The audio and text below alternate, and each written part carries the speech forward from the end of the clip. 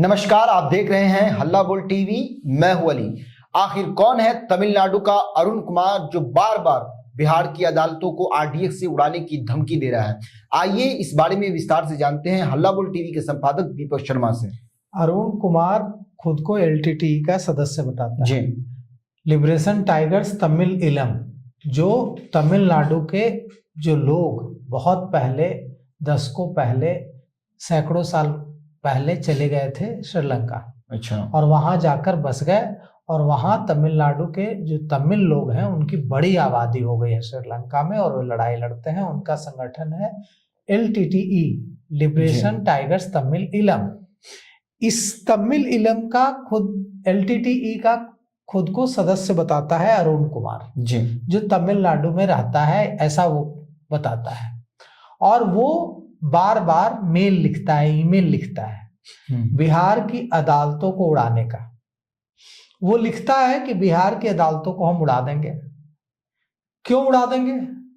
तो वो कहता है कि हमारे जो बिहार से जो मजदूर हैं जी, वो जाते हैं तमिलनाडु और वो कम सैलरी में, कम वेतन में काम करते हैं, जिससे तमिलनाडु के जो लोग हैं उनको काम नहीं मिल पाता। बिल्कुल। तो उसका कहना है कि यहाँ बिहार से जो मजदूर जा रहे हैं तमिलनाडु, उनको भेजना बंद करो जी, नहीं तो हम उड़ा देंगे बिहार की अदालतों को। वो माफी भी मांगता है। उसने जो मेल किया है उसमें उसने माफी भी मांगी है कि हमारी मांग को सुनाने का हमारे पास कोई रास्ता नहीं है, माफ करें। और यह भी कहा है कि C4 RDX का इस्तेमाल करके हम विस्फोट करेंगे और रख दिए गए हैं कोर्ट में, हम उसको ब्लास्ट कर देंगे। ये भी कह रहा है कि आत्मघाती दस्ते की तरह आएंगे और खुद को भी उड़ा लेंगे और कोर्ट को भी उड़ा देंगे। अच्छा। दो बातें हो सकती, एक कि सचमुच एलटीटी का सदस्य हो और वो धमकी नहीं दे रहा हो, वो पता लगा रहा हो कि ऐसी धमकी के बाद क्या रिएक्शन होता है जी, वाटर टेस्ट कर रहा हो, और ऐसे ही धमकी देते देते सबको लगेगा कि तो धमकी है, नॉर्मल लगने लगे। हाँ, अचानक वो विस्फोट करेगा। अगर वो एलटीटी का सदस्य है तो उसकी ये प्लानिंग हो सकती है जी। यह भी हो सकता है कि वो एक मानसिक रूप से बीमार व्यक्ति हो, बिल्कुल, और इस तरह की अवसाद में, डिप्रेशन में हो और इस तरह की हरकतें कर रहा हो। दोनों ही स्थिति है तो खतरनाक बात है। बिल्कुल। अरुण कुमार जो खुद को एलटीटी का सदस्य बताता है, उसने एक लंबा चौड़ा ईमेल लिखा है।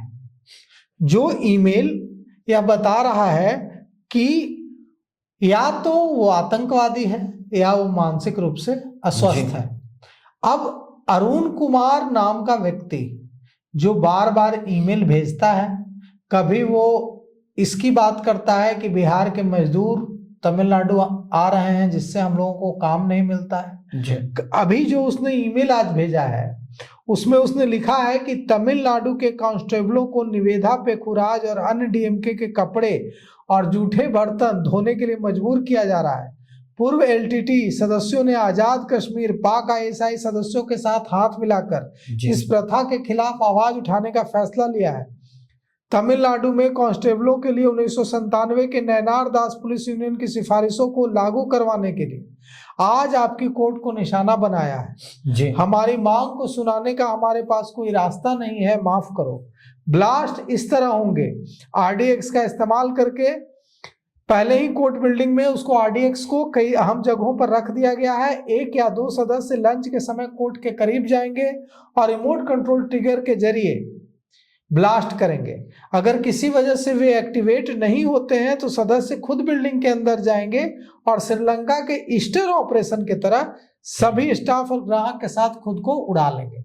अब अरुण कुमार एलटीटी, अब देखिए यह जो है बहुत गंभीर बात है। बिल्कुल। और Patna civil court, Patna city का कोर्ट, गया जी का सिविल कोर्ट, किशनगंज का सिविल कोर्ट, ये जो 4 कोर्ट हैं पटना के, इसको इन चारों कोर्ट को उड़ाने की उसने धमकी दी है। जांच पड़ताल हुई है। जांच पड़ताल में, छानबीन में अभी तक डॉग स्क्वाड भी आया, बम निरोधक दस्ता भी आया, मेटल डिटेक्टर भी आया, सब कुछ आया। बम निरोधक दस्ता, डॉग स्क्वाड, सब ने जांच की, लेकिन कुछ अभी तक नहीं मिला। जी अब यहां पर सवाल यह उठता है कि क्या अरुण कुमार को गिरफ्तार नहीं किया जाना चाहिए? करना चाहिए बिल्कुल। क्योंकि अगर वो बार बार अब कई वकीलों ने आज दानापुर के कहा, पटना सिविल कोर्ट के, कि हम लोग आए, हम लोगों के क्लाइंट भी आए, दूर दूर से भाड़ा खर्च करके, उनके पास पैसों की कमी होती है, कोर्ट पे काम नहीं हो पाया, इससे कितना नुकसान हुआ? जी जजेस का वक्त बर्बाद हुआ, वकीलों का वक्त बर्बाद हुआ, मुवक्किल जो है उनके क्लाइंट वो आए, उनके आने जाने का वक्त बर्बाद हुआ। अलग अब बहुत सारे लोगों का बेल भी मिलना था। हाँ, बेल तो भी नहीं बिल्कुल बहुत सारे लोगों को बेल मिलने की उम्मीद होगी, वो नहीं हो पाया। पूरा अदालतों का कामकाज गया जी में नहीं हो पाया, पटना में नहीं हो पाया, किशनगंज में नहीं हो पाया। ये बार बार और लगातार इस तरह के मेल आ रहा है, ऐसा नहीं कि एक बार आ रहा है। तो ऐसे जो मेल भेजने वाले लोग हैं, ये जहां से भी आईपी एड्रेस उनका पुलिस पता कर सकती है जी, और पुलिस आईपी एड्रेस उनका पता करके यहाँ पता कर सकती है कि कहाँ से मेल भेजता है व्यक्ति। उस आईपी एड्रेस, उस कंप्यूटर का पता करके, उस जगह का पता करके उसको गिरफ्तार किया जा सकता है। तो जो भी है इसके खिलाफ सख्त कदम उठाए जाने चाहिए। बिल्कुल। और एक सवाल ये है कि ये तो बिहार की आपने बता दी, और आपने ये भी बता दिया कि उड़ाने की जो धमकी दी जा रही है उसके कारण क्या है। और भी खबरें आ रही हैं कि कुल बिहार मिलाकर 6 राज्य हैं जहां पर 10 कोर्ट्स को उड़ाने की धमकी मिली है। तो और कोर्ट्स और जो राज्य हैं वो कौन कौन से हैं और उनका मकसद क्या है? उन जो 6 राज्य हैं उनको क्यों उनके कोर्ट को उड़ाने की धमकी दी जा रही है, कारण क्या है?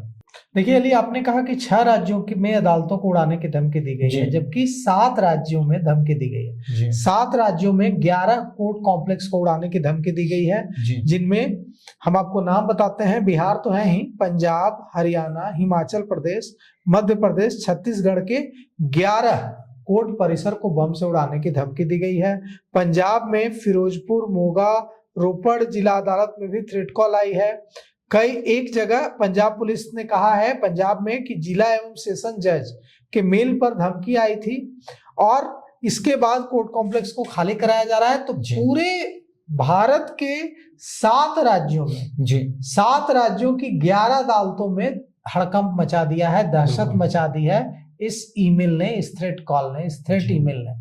तो अब पुलिस को तो पता लगाना ही होगा, केंद्रीय जांच एजेंसियों को पता लगाना ही होगा कि ये ईमेल किस आईपी एड्रेस से आ रहे हैं और इसके पीछे किस व्यक्ति का हाथ है और उसे तुरंत सलाखों के पीछे भेजना पड़ेगा। तो सुना आपने, ये मामला जो है ये सिर्फ बिहार तक सीमित नहीं है। बिहार के अलावा 6 राज्य और हैं जहां पर 11 कोर्टों को धमकी मिली है। इस पूरे मामले को लेकर आपकी क्या राय है? अपनी राय कमेंट्स बॉक्स में जरूर दें। तो फिलहाल इस पेशकश में इतना ही। आगे की खबरों के लिए बने रहे हल्ला बोल टीवी के साथ। धन्यवाद।